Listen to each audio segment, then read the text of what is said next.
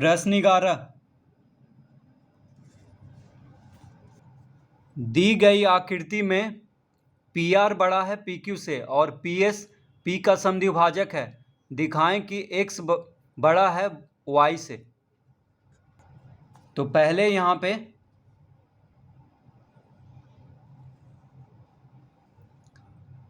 आकृति को बना लेते हैं।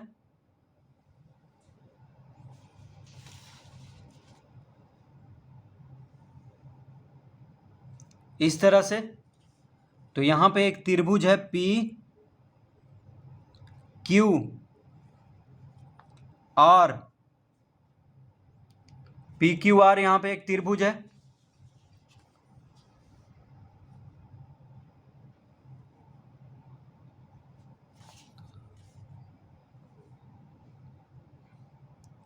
पी एस है यहाँ पे। तो पी एस क्या है? पी का समद्विभाजक है। इसका मतलब कोण पी का समद्विभाजक है पी एस। इसका मतलब ये कोण और ये कोण दोनों बराबर है। देखिए ये दोनों कोण आपस में क्या है? बराबर है, क्योंकि पी एस समद्विभाजक है कोण पी का। ये है वाई, ये कोण का नाम है वाई और इस कोण का नाम है एक्स।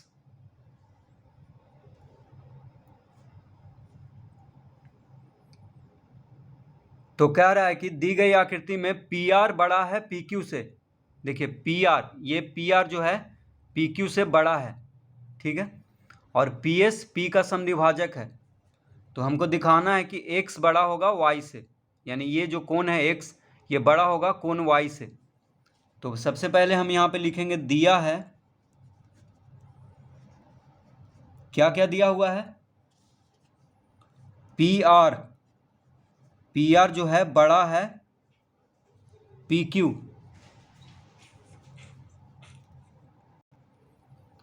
तो दिया हुआ है कि पी आर बड़ा है पी क्यू। और क्या दिया हुआ है? और दिया हुआ है कोण Q P S, Q P S बराबर कोण आर पी एस।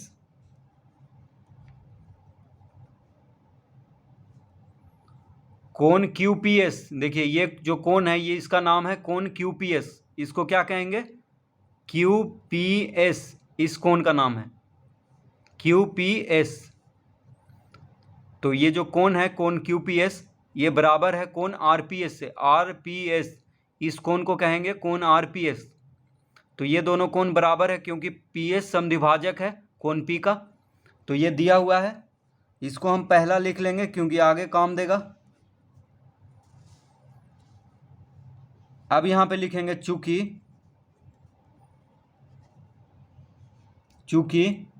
त्रिभुज पी क्यू आर में, अब देखिए ये बड़ा वाला त्रिभुज को क्या कहेंगे? त्रिभुज पी क्यू आर। तो यहाँ पे 3 त्रिभुज है, तो इस बड़ा वाला त्रिभुज को अभी हम यहाँ पे लिखेंगे। तो त्रिभुज पी क्यू आर में दिया हुआ है कि पी आर बड़ा है पी क्यू से, ये दिया हुआ है, ठीक है। त्रिभुज पी क्यू आर में पी आर जो है बड़ा है, ये भुजा पी आर भुजा बड़ा है पी क्यू भुजा से। तो जब भुजा बड़ा है तो उसके सम्मुख कोण भी बड़ा होगा।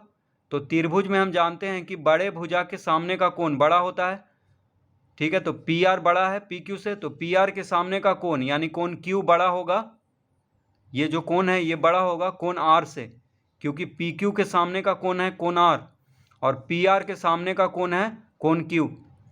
तो कोण क्यू बड़ा होगा कोण आर से। तो यहाँ पे लिखेंगे अतः कोण क्यू बड़ा होगा कोण आर से। क्यों बड़ा होगा? क्योंकि बड़े कोण की सम्मुख भुजा बड़ी होती है।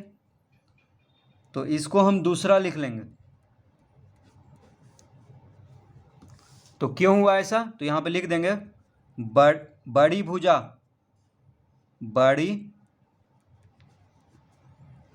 भुजा के सम्मुख कोण, बड़ी भुजा के सम्मुख कोण बड़ा होता है, तो पी आर पी क्यू से बड़ा है, तो पी आर के सामने का कोण कोण क्यू बड़ा होगा पी क्यू के सामने का कोण यानी कोण आर से। तो बड़ी भुजा के सम्मुख कोण क्या होता है? बड़ा। तो कोण क्यू बड़ा होगा कोण आर से। अब यहां पे लिखेंगे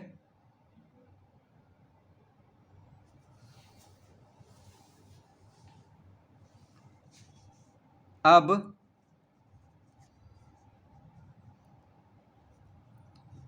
कोण x बराबर कोण Q प्लस कोण QPS, ये कैसे हो गया? तो लिखेंगे त्रिभुज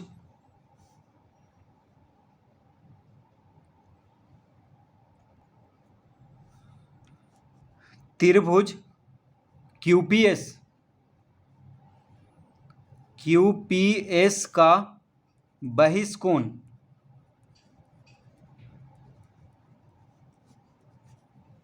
तो देखिए त्रिभुज QPS का बहिष्कोण है कोण x। तो त्रिभुज QPS ये हो गया त्रिभुज QPS, ठीक है, QPS। तो इस त्रिभुज QPS में QS भुजा को आगे बढ़ाया गया है, तो ये जो कोण x है ये त्रिभुज QPS का बहिष्कोण है यानी बाहर का कोण है। तो बाहर का कोण जो होता है त्रिभुज का, बगल के कोण को छोड़ करके बाकी दोनों कोण के योग के बराबर होता है। तो कोण x बराबर हो जाएगा कोण Q जोड़ कोण QPS, यानी ये दोनों कोण को जोड़ेंगे तो कोण x के बराबर आएगा, ठीक है। तो यही होता है बाहर का कोण। तो इस तरह लिख लेंगे कोण x बराबर कोण Q प्लस कोण QPS। क्यों हुआ ऐसा? तो त्रिभुज QPS का बहिष्कोण है कोण x, इसलिए कोण x बराबर हो जाएगा कोण Q प्लस कोण QPS। अब यहां पे लिखेंगे तथा कोण y बराबर हो जाएगा कोण R प्लस कोण RPS।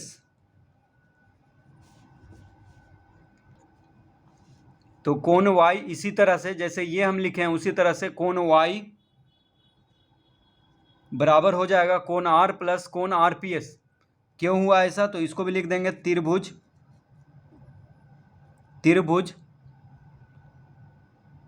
RPS का बहिष्कोण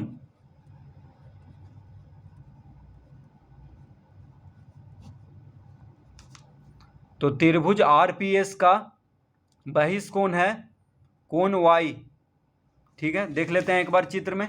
तो देखिए कोण y जो है त्रिभुज RPS, ये जो त्रिभुज है देखिए यहाँ पे छोटा वाला RPS इसका बहिष्कोण है, बाहर का कोण है कोण y।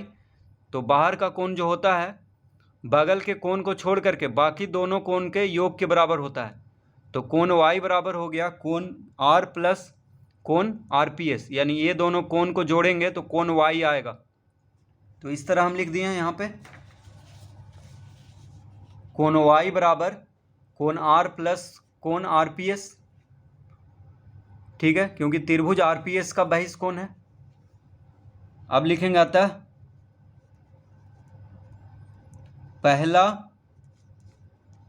और दूसरा से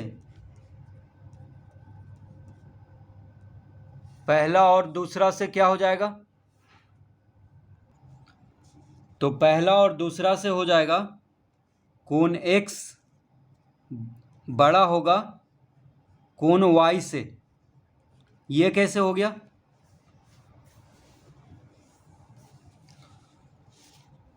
तो देखिए पहला में कह रहा है कि कोण QPS बड़ा है कोण RPS, ये कोण QPS और कोण RPS बराबर है, ये दोनों कोण क्या है? बराबर है, ठीक है। और दूसरा में क्या कह रहा है? कोण Q बड़ा है कोण R से। तो कोण Q जो है कोण R से बड़ा है, यानी ये जो कोण है ये बड़ा है इससे। अब देखिए कोण y बराबर क्या आया है? ये कोण प्लस ये कोण आया है, ठीक है। और कोण x बराबर कोण Q प्लस ये आया है, ठीक है। तो ये दोनों जब बराबर है और कोण Q बड़ा है कोण R से, तो इसका मतलब कोण X बड़ा होगा, क्योंकि कोण X बराबर कोण Q प्लस कोण ये है, ये दोनों कोण को जोड़ करके कोण X बना है। और कोण Y बराबर है कोण R जोड़ कोण ये दोनों कोण, ठीक है।